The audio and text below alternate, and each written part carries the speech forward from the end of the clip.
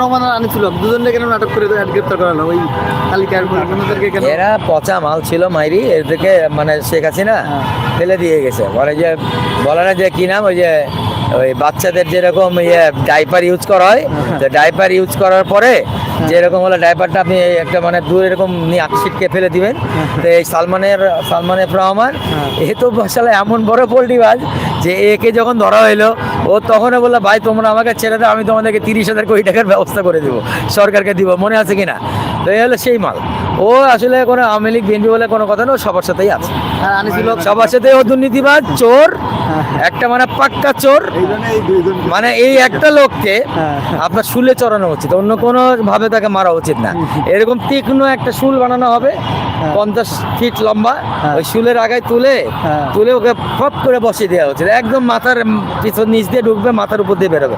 এইরকম লোকের একটা শাস্তি এরকম যদি দেওয়া হয়